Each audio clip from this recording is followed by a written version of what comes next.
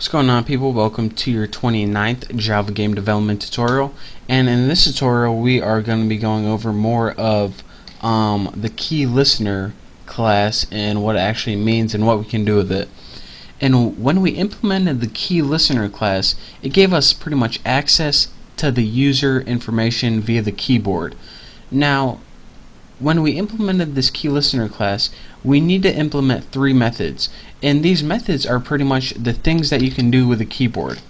So they're pretty much two different things that you can do with your keyboard. You can press buttons, and that's a method, and you can release buttons, that's a method. Now there's one other method in this that's called key typed, and that has to do with when you giving the typing action, like clicking it real quick, but we're just pretty much going to do nothing with this because it's useless in games like 99% of the time.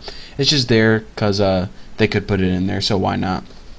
So the first method we have access to since we implemented this key listener is we made a promise that we're going to use this method called key pressed. So let's go key pressed right there.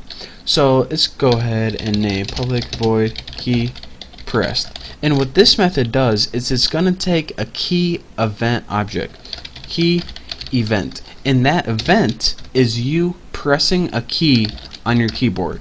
So whenever you have E, that means the button pressed down. It's pretty much the event that happens.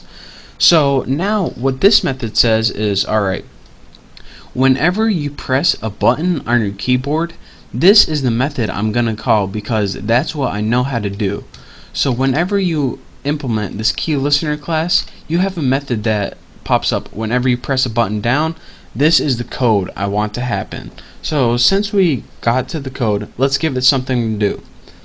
Well, the key code, first of all, let me go ahead and type this line, then it might make a little more sense. Int key code equals e dot get key code right there. Now let me give you a little background information.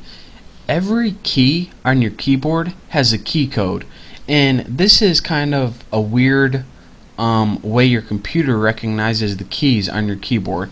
And actually my next kind of line will be a lot easier. The first thing we're going to want to do is note when they press down the escape key.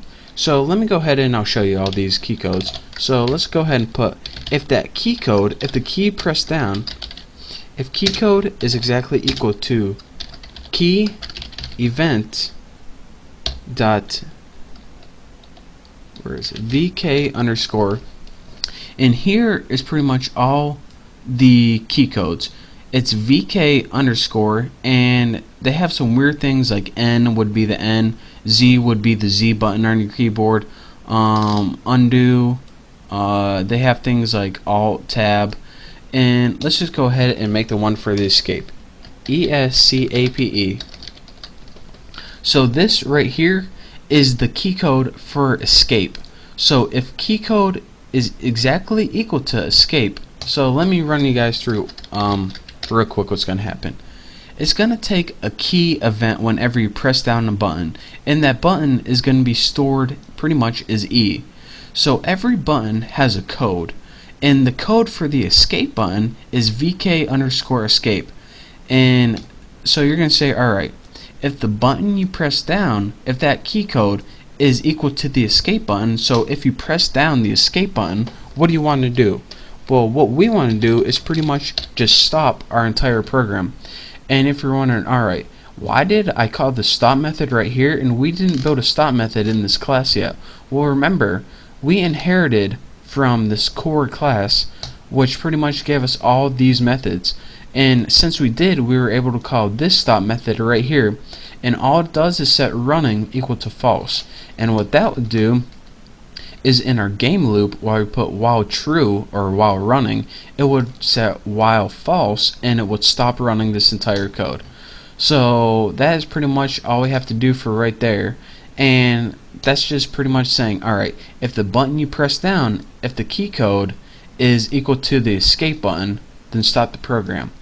But what do we want to do if the button is not equal to the key code? So let's go ahead and make else for if you press down anything besides the escape button, what do we want to do? Well, first of all, let's go ahead and change our message, because that's pretty much what we're here for. Let's go ahead and pressed and put a semicolon because it looks nice. And now after this, you can just add a little plus key event dot get key text and key code right there. And what this is going to do is what get key text means is pretty much, well, you'll see, it's pretty much simplicity for if you press down the J button, it's going to say pressed H. If you press down L, it's going to go pressed L. And that's pretty much the key text. And as a parameters, you want your key code, of course, and we set that equal to the key code right here, which is pretty much your button. Anytime I say key code, it pretty much means your button. Just key code is what your Java calls it. And the last thing we need to do, that's the only weird thing, is consume our keys. Now here's what consume means, and don't forget to put it on E, which is your button. What consume means is sometimes when you're working with your keyboard and stuff, aside from tab, you can also get some weird things with like alt and stuff like that. And what alt does is, if you remember, in some applications, if you put alt F or alt C or alt something, like alt F would make the file appear.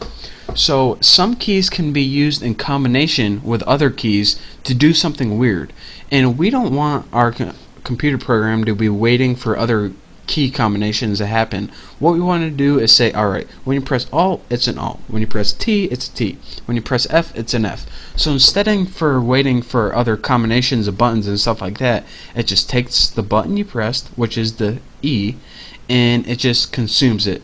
So it says, alright, this is E, I'm going to eat it, what up?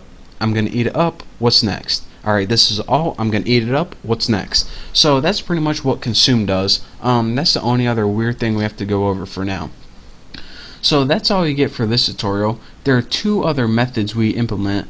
Again, like I said, whenever you press down a key, Java is automatically going to call this key pressed method right here.